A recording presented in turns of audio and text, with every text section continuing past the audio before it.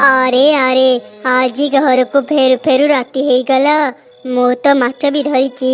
एबे से पिचाची रहुथिबा पोखरी रास्ता पार हे मु घर को जीवी। शीघ्र शीघ्र मु पाद चलाए। हा हा हा बा केते सुंदर माछर बास्ना आसुची। एई चढ़ीटा माछ नहीं जाउची। आज मु ता माछ खाइबी। ए चढ़ी जाऊचु कुआडे मते तो माछ दे नहले मु तो बेक मोड़ी देबी। ना ना मोर किछि क्षति करनी। ए निये माछ। एमिति से चढ़ी भयरी ता माछ सेठारे छाड़ी दौड़ी की घर को चली गला। पिसाची खुशी रे से माछ खाइला। पिसाची जो पोखरी रे रहउथिला से पोखरी पाख गछरी काउर घर थिला। पिसाची भयरी काऊ माने भी से घरे रही पारु नथिले। काऊ से घर बिक्री करबा को चाहुथिला हेले केही भी से घर किनु नथिले। काऊ भाई तम घर बिक्री पाई मु चारियाडे विज्ञापन दे देची किंतु मते लागुनी केही तुम घर किनिबे। पोखरी रे रहउतिबा पिसाची कथा समस्त जानचंती। अच्छा हो काऊ भाई मु भी जाउची।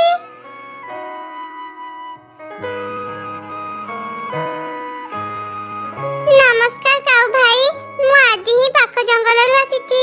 मो सांगरे मो छोट झिया भी अछि। एते शीघ्र मु घर तयारी करि पारिबेनी। तुम विज्ञापन देखि तुम पाख को आसीची। कोन तुमे घर बिक्री करूचो? ए चढ़े आम जंगल रे नुह। से पिसाची कथा जमा भी जानिनी। भल हेब मु ए चढ़े को मो घर बिक्री करि दिए। मो किछि टंका तो पाई जिबी। एमिति रे भी से घर को केही किनु नाहंती। हाँ हाँ चढ़ी तू एकदम ठीक जगह को आसीचु। तू मो सांगरे आसे मु तते मो घर देखै देबी।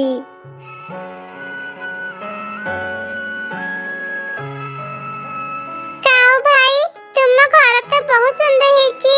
ताहाले तुमे ते कम टंका रे काहे की बिक्री करूचा? कथा कौन की चढ़ी मो मो नुआ घर बाकी रे केची। मते से ऋण सुजिया पई एबे टंका दरकार। सेथि पई मु ए घर को बिक्री करूची। अच्छा एमिति कथा काऊ भाई हाउ एनिया टंका। काऊ टंका पाई शीघ्र से जगह छाड़ी चली गला। चढ़ी घर को सफा करी ता जिनिस पत्र रखिला। राती बापरी माझ खाइबा खाई सोई पड़िले। अध राती रे हठात भयंकर भयंकर शब्द सुभिला। मामा बाहर केते भयंकर शब्द सुबुची। मते भारी डर लागुची मां। मारी तू भय करनी मु तो पाखरे अछि। तू बाहर आसुथिबा शब्द प्रति ध्यान देनी। तू आखि बंद करी सो। एमिति बाहर के शब्द करूची। ए शब्द रे तो ठीक रे सोई भी हेउनी। मु काली ही काऊ भाई का घर को जीबी आ तांको ए विषय रे पचारिबी। एमिति से राती बीती गला। पर दिन मा चढ़ी काऊ घर को गला हेले काऊ माने ताको घर नथिले। चढ़ी निराशे फेरी आसिला। प्रतिदिन राति रे सेमिति भयानक शब्द सुबुथिला। गोटे दिन सकाळे अनेक दिनर मु देखुची ए पोखरी खाली पड़िची। कोन पई के जानी केही एठा को आसु नहंती। ए पोखरी रे जदी मु माछ चाष करंती से माछ बिक्री करी मु किछि टंका रोजगार करि पारंती।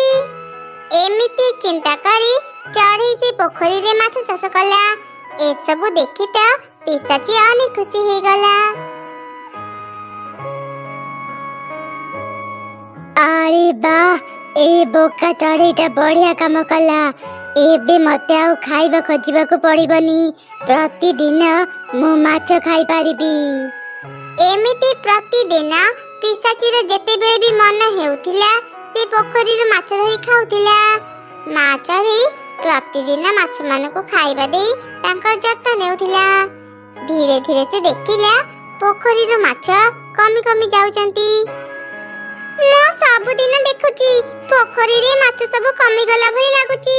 कि एमा माछ चोरी करूनी त ना मु आउ डेरी करिबिनी। माछ सब एबे बड़ हे गलेई। मु आज ही सब माछ धरि बाजार को जाई बिक्री करिबी।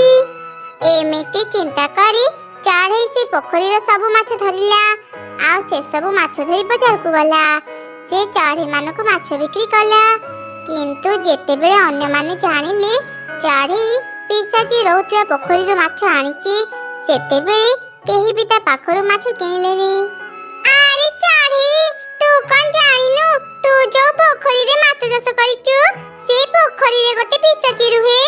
ପିଶାଚି ଭୟରେ କେହି ବି କାଉ ଭାଇଙ୍କ ଘର କିଣୁନଥିଲେ। ତୁ ଏତେ ଦିନ ଧରି ସେ ଘରେ କେମିତି ରହିଲୁ କେଜାଣି? ତା ଉପରେ ପୁଣି ତୁ ସେ ପୋଖରୀରେ ମାଛ ଚାଷ କରିଛୁ। ଆମେ କେହି ବି ତୋଠୁ ମାଛ କିଣିବୁନି। କିଏ ଜାଣେ ପିଶାଚି ଯଦି ମାଛ ଲୋଭରେ ଆମ ଘରକୁ ଆସିଯିବ। ଏମିତି କହି ସବୁ ଚଢ଼େଇ ସେଠାରୁ ଚାଲିଗଲେ। ମା ଚଢ଼େଇ ମନ ଦୁଃଖରେ ତା ମାଛ ଧରି ଘରକୁ ଫେରି ଆସିଲା। ରାତି ହେବା ପରେ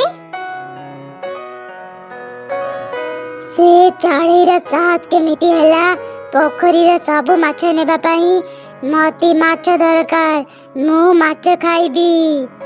ତାପରେ ପିଶାଚି ଚଢ଼େଇର ସବୁ ମାଛ ନିଜ ପାଖକୁ ନେଇ ଆସିଲା ଆଉ ମନ ଭରି ଖାଇଲା।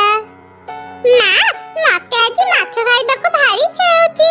ମୋ ପାଇଁ କିଛି ମାଛ ଭାଜି ଦିଅ ନା ମା। ଠିକ ଅଛି ରେ ମା, ମୁଁ ଏବେ ମାଛ ଭାଜି ଆଣି ଦେଉଛି। ଘରେ ଅନେକ ମାଛ ଅଛି, ଆଜି ମୋର ଗୋଟେ ବି ମାଛ ବିକ୍ରି ହେଲାନି। ମା ଚଢ଼େଇ ରୋଷେଇ ଘରକୁ ଗଲା, କିନ୍ତୁ ରୋଷେଇ ଘରେ ଗୋଟେ ବି ମାଛ ନଥିଲା। ଝରକା ପଟୁ ସେ ଦେଖିଲା ତାର ସବୁ ମାଛ ପୋଖରୀ ପାଖରେ ଅଛି, ଆଉ କେହି ଜଣେ ତା ମାଛ ଖାଉଛି। ଏସବୁ ଦେଖି ମା ଚଢ଼େଇ ଅନେକ ରାଗିଗଲା ଆଉ ସେ ପୋଖରୀ ପାଖକୁ ଗଲା। ଏଇ କିଏ ତୁମେ? ତୁମର ସାହସ କେମିତି ହେଲା ମୋ ମାଛ ଚୋରି କରି ଖାଇବା ପାଇଁ? କିଏ ତୁମେ? ତୁମକୁ ଦେଖିଲେ ମତେ ଭାରି ଡର ଲାଗୁଛି। ତୁମେ କେତେ ଭୟଙ୍କର ଦେଖିବାକୁ। ମତେ ଚିହ୍ନି ପାରିଲୁନି ଚଢ଼େଇ? ମୁଁ ଏ ପୋଖରୀରେ ରହୁଥିବା ପିଶାଚି। ତୁ ମତେ ଡରୁଛୁ କାହିଁକି? ମୁଁ ତୋର କିଛି କ୍ଷତି କରିବିନି। ମୁଁ କେବଳ ତୋର ମାଛ ଖାଉଛି। ଆଜି ଯାଏ ମୁଁ ତ କାହାରି କିଛି କ୍ଷତି ବି କରିନି। ତୁମେ ଯଦି କାହାର ବି କିଛି କ୍ଷତି କରିନ ତାହେଲେ ସମସ୍ତଙ୍କୁ ଏମିତି ଡରାଅ କାହିଁକି? ମୁଁ ଏ ପୋଖରୀରେ ବନ୍ଦୀ ହେଇ ଅଛି। ଅନେକ ଦିନରୁ ବନ୍ଦୀ ହେଇ ରହିବା ଯୋଗୁଁ ମତେ ଭାରି ବିରକ୍ତ ଲାଗୁଥିଲା। ସେଥିପାଇଁ ଚଢ଼େଇ ମାନଙ୍କୁ ଡରେଇ ଟିକେ ମଜା ନେଉଥିଲି। ମତେ ଯଦି କେହି ସାହାଯ୍ୟ କରିଥାନ୍ତେ ମୁଁ ଏ ପୋଖରୀରୁ ମୁକ୍ତ ହେଇସାରନ୍ତିଣି। ତୁମେ ଯଦି ସମସ୍ତଙ୍କୁ ଡରେଇବ ଚଢ଼େଇ ମାନେ ତୁମକୁ ସାହାଯ୍ୟ କରିବେ କେମିତି? ତୁମ ଭୟରେ କେହି ବି ଏଠାକୁ ଆସୁନାହାନ୍ତି। ଆଚ୍ଛା ହଉ, ମତେ କୁହ ମୁଁ ତୁମକୁ କେମିତି ସାହାଯ୍ୟ କରିପାରିବି? ଗୋଟେ ତାନ୍ତ୍ରିକ ମତେ ଏଠି ବନ୍ଦୀ କରିଥିଲା। ଏଇ ପୋଖରୀ ଭିତରେ ଗୋଟେ ମୁକ୍ତାର ଘର ଅଛି। ସେଇ ମୁକ୍ତା ଘରେ ଗୋଟେ ନୀଳ ରଙ୍ଗର ରତ୍ନ ଅଛି। ସେ ରତ୍ନ ମୁଁ ପାଇଲେ ମୁଁ ଏ ପୋଖରୀରୁ ମୁକ୍ତ ହେଇଯିବି। କିନ୍ତୁ ଅସୁବିଧା ହେଲା ମୁଁ ସେ ମୁକ୍ତା ଘର ଭିତରକୁ ଯାଇପାରିବିନି। କେବଳ ଗୋଟେ ସାଧାରଣ ଚଢ଼େଇ ମୁକ୍ତା ଘର ଭିତରକୁ ଯାଇ ସେ ନୀଳ ରତ୍ନ ଆଣିପାରିବ। ମୁଁ ସେ ମୁକ୍ତା ଘର ଭିତରକୁ ଯାଇ ନୀଳ ରତ୍ନ ଆଣିପାରିବି, କିନ୍ତୁ ପିଶାଚି ସେ ମୁକ୍ତା ଘର ତ ପାଣି ଭିତରେ ଅଛି। ମୁଁ ପାଣି ଭିତରେ ନିଶ୍ୱାସ ନେବି କେମିତି? ସେଥିପାଇଁ ତୁ ଚିନ୍ତା କରନି ଚଢ଼େଇ, ମୁଁ ତତେ ମୋର କିଛି ଶକ୍ତି ଦେବି, ଯେମିତି ତୁ ପାଣି ଭିତରେ ବି ନିଶ୍ୱାସ ପ୍ରଶ୍ୱାସ ନେଇପାରିବୁ। ତାପରେ ପିଶାଚି ମା ଚଢ଼େଇକୁ ତାର କିଛି ଶକ୍ତି ଦେଲା।